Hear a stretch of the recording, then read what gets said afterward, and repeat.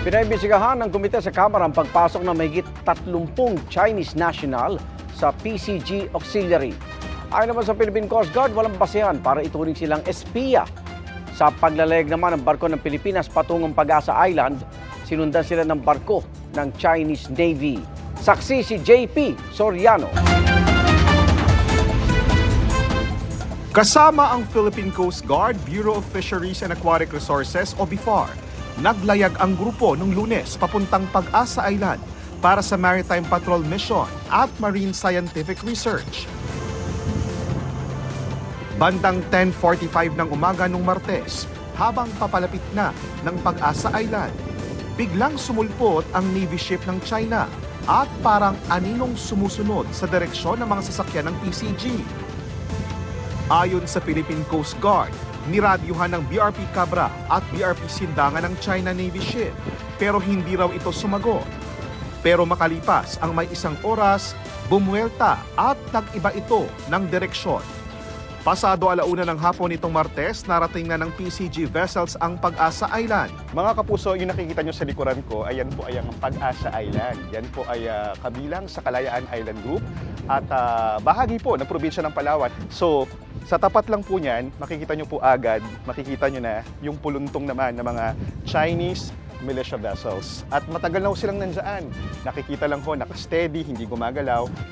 Ayon sa PCG, aabot sa siyam na Chinese militia vessels at isang China Coast Guard ang namataan malapit sa Pag-asa Island hanggang nitong Miyerkules. Hanggang pagdating namin sa Pag-asa Island at hanggang ngayong araw, namataan pa rin sa di kalayuan ng Pag-asa Island ang mga Chinese militia vessel at maging ang China Coast Guard ship na ito. Ngayong araw, inumpisahan na ng BIFAR kasama ang mga marine researchers mula sa University of the Philippines ang Joint Maritime Resource Assessment sa Pag-asa case. Misyon nilang alamin ang sitwasyon sa mga case, lalo pat nung nakaraang taon, may mga nakitang patay na coral sa Sandy Cay 2 na ang duda ay hindi galing sa paligid ng Pag-asa Island.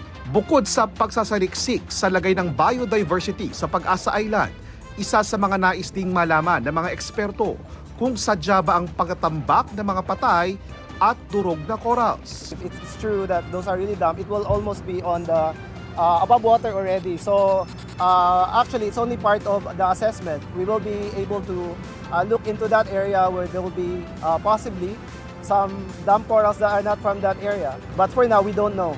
Mahalaga raw ang posisyon ng Pag-asa Island at mga sandy cays sa paligid nito sa supply ng isda at pagkain sa buong Pilipinas. Kaya walang sinumang bansa raw ang pwedeng pumigil sa pagsasaliksik ng ating marine researchers sa paligid ng Pag-asa Island.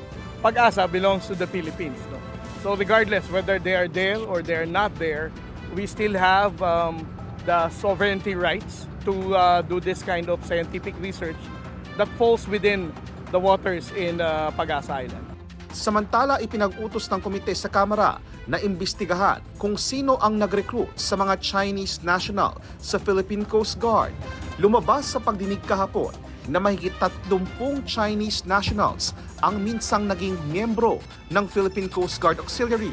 Nitong Disyembre lang, sila ay nadelist o natanggal. Ang issue is that our foreigners, like the Chinese, for instance, specifically the Chinese, allowed to become members of the auxiliary. So as you see, Mr. Chair, 2 to 3 years ago, these Chinese who have been a member of the auxiliary of the Coast Guard have been performing perhaps spying duties dito sa atin.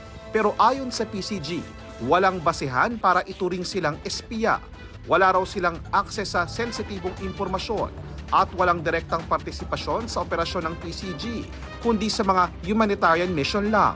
Ang ilan daw sa kanila ay may asawang Pilipino o matagal nang nagnenegosyo sa bansa. Nagkaroon din kami ng vetting nung sila'y nag-apply at matagal na po silang tutulong sa Philippine Coast Guard sa aspect lang po ng humanitarian assistance, donation. Wala pong dapat ipangamba dito. Ito yung mga ordinaryong businessman. Para sa GMA Integrated News, JP Soriano ang inyong saksi. Mga kapuso, sama-sama tayo maging saksi. Mag-subscribe sa GMA Integrated News sa YouTube at para sa mga kapuso abroad, samahan niyo kami sa GMA Pinoy TV at sa www.gmanews.tv.